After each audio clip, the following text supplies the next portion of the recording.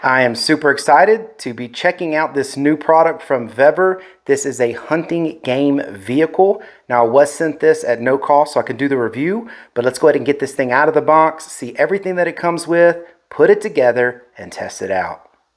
And these are all the parts of the game cart out of the box.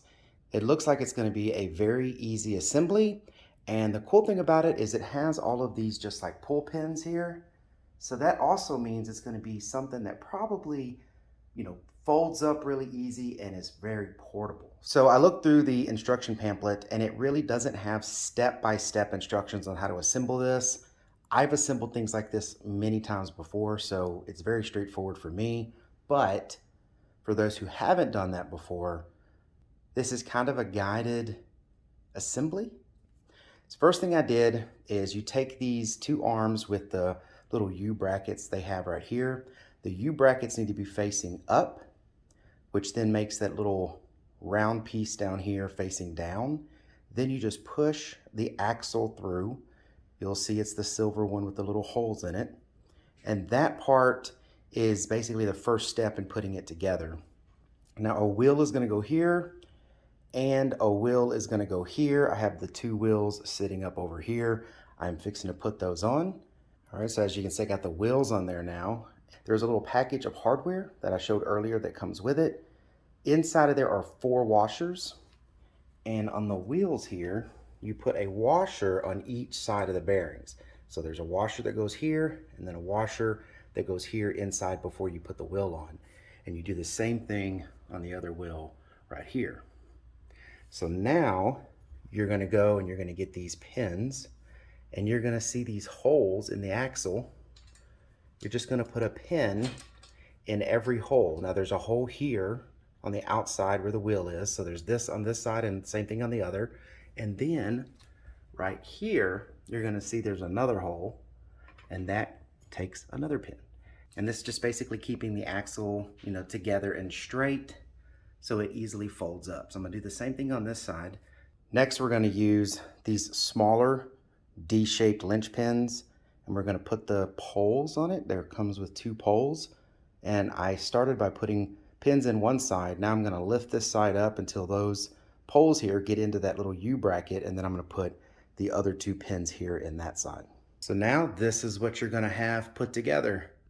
You have the 2 wheels, you got the bars here that go across with the pins in them, you got the base part here and the back part here, and this is where you're going to attach the handle. So the handle goes on next. It looks like the bolts go on the top hole and the large D-rings, these linch pins, go in the bottom hole. That way when you take this pin out, this handle can swivel down and fold up nice and flat. So this is how I think the bolts were in the pamphlet, but honestly, you could probably put it in either one. The only difference is if you put it in the bottom, it's going to fold closer to the axle and lay on top of the axle. And if you put it like this, it lays down flat before the axle, so it doesn't hit the axle. So I believe this is the right way to do it.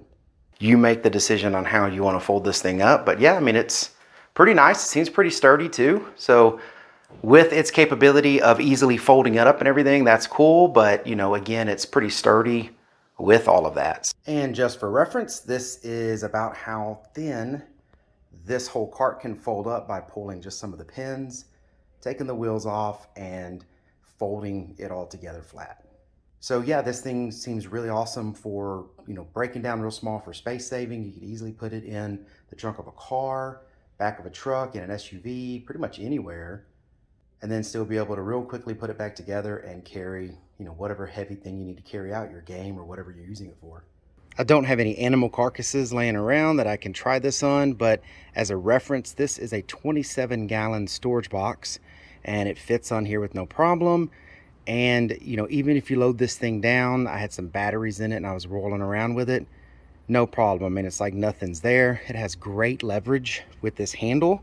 So when you get something put on there, it's just really easy to leverage it and pull it backwards like this.